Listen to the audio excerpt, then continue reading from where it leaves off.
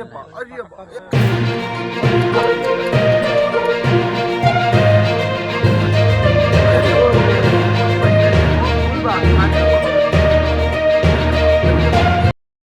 To தீச்சுடன். நான் உங்கள் வழியெல்லாம் நம்ம இன்னைக்கு என்ன விஷயமா பேச போறோம்னா, உத்தரப்பிரதேசத்தில் நடந்த ஒரு சிறுவன், அதாவது முதலை கடிச்சு ஒரு சிறுவன் இறந்து போற சம்பவத்தை பத்தி தான் பேச போறோம். இது வரைக்கும் நம்ம வீடியோ சப்ஸ்கிரைப் பண்ணுங்க, கூட பெல் பட்டன் பிரஸ் பண்ணுங்க. அப்பதான் நான் அடுத்தடுத்த வீடியோ போடும்போது உங்களுக்கு நோட்டிபிகேஷனா வந்து சேரும். சரி, வாங்க வீடியோக்குள்ள போலாம்.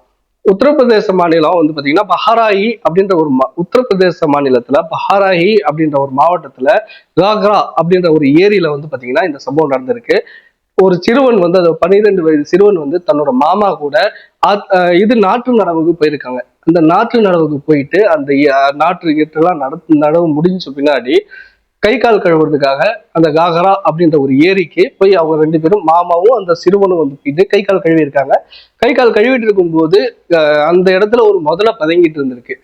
அதை கவனிக்காத இந்த சிறுவன் பாத்தீங்கன்னா விளையாட்டுத்தனமாவே பாத்தீங்கன்னா இன்னும் கொஞ்சம் ஆழமா இறங்கி கை கால் கழுவ ஆரம்பிச்சிருக்கான். அந்த நேரத்துல வந்து பாத்தீங்கன்னா அவங்க மாமாவும் அதை கவனிக்காம அவங்க ஃபேஸ் வாஷ் பண்ண, அதாவது முகம் கை கால் கழுவிட்டு இருந்திருக்காரு. அந்த நேரத்துல வந்து பாத்தீங்கன்னா அந்த சிறுவனை பின்னாடி இருந்த ஒரு முதலை வந்து பாத்தீங்கன்னா தாக்கியிருக்கு. அந்த தாக்கி அந்த சிறுவனை வந்து பாத்தீங்கன்னா நடு ஏறி இழுத்துட்டு போயிருந்தா சொல்றாங்க. அந்த நேரத்துல வந்து பாத்தீங்கன்னா சிலர் வந்து வீடியோ எடுத்திருக்காங்க. அந்த வீடியோ தான் இப்ப நீங்க பாத்துட்டு இருக்கீங்க. அந்த இடத்துல வந்து அவங்க மாமாவா இருக்கட்டும், அந்த பொதுமக்களா இருக்கட்டும், அந்த சிறுவனை காப்பாற்ற முயற்சி பண்ணியிருக்காங்க. எப்படி அப்படின்னா கல்லு கட்டெல்லாம் எடுத்து எரிஞ்சு முயற்சி பண்ணியிருக்காங்க. ஆனா வந்து பாத்தீங்கன்னா எவ்வளவு முயற்சி பண்ணியும் அந்த சிறுவனை காப்பாற்ற முடியல அப்படின்னு சொல்றாங்க. என்ன அப்படின்னா அந்த இடத்துல நம்மளா இருந்தாலும் சரி, முதல்ல அப்படின்னும் போது ஒரு பதட்டம் இருக்கும். அந்த இடத்துல எத்தனை லட்சம் மக்களா இருந்தாலும் சரி, எவ்வளவு பேர் இருந்தாலும் சரி, பாத்தீங்கன்னா முதலீடு இருந்து உடனே காப்பாற்ற முடியாத சூழ்நிலை தான். அவங்க எவ்வளவு முயற்சி பண்ணியிருக்காங்க. ஆனா வந்து பாத்தீங்கன்னா முதலே வந்து ஏரியில இழுத்துட்டு போயிட்டு திரும்பவும் வந்து பாத்தீங்கன்னா கடைக்கு இழுத்துட்டு வந்திருக்கு. கடைக்கு இழுத்துட்டு வந்து அந்த சிறுவனை வந்து பாத்தீங்கன்னா புரட்டி போடும்போது ரொம்ப கொடுமையா இருக்கு அந்த வீடியோவை பாக்குறதுக்கு. நம்ம வந்து வீடியோ ஃபுல்லா பப்ளிஷ் பண்ணாத, ஏன்னா வந்து பாத்தீங்கன்னா நம்ம சேனல்ல வந்து குறிப்பிட்ட தூரம் பண்ணலாம். உங்களுக்கு லிங்க் வேணா கொடுக்குறேன், நீங்க போயிட்டு அது ஃபுல் வீடியோ பாத்துக்கலாம்.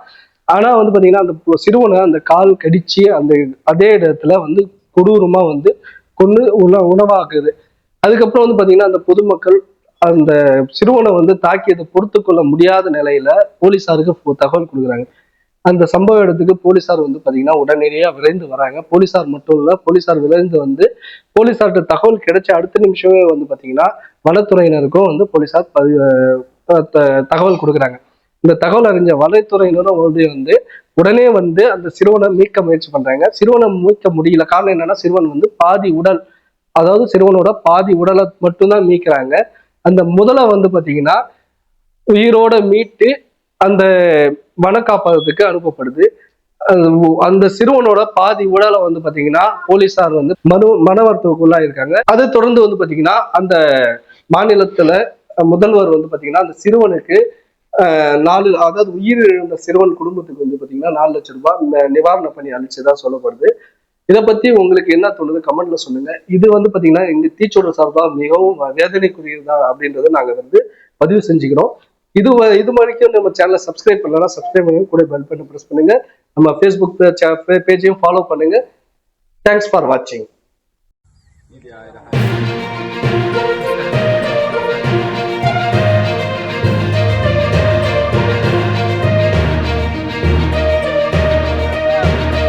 ये हल्ला मत मचाओ, आएगा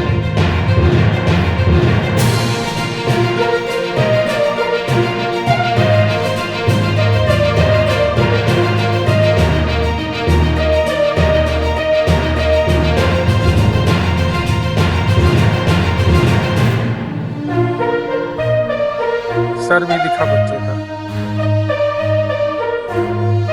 का सर भी दिखा। वो देखो ये स्पष्ट दिखा।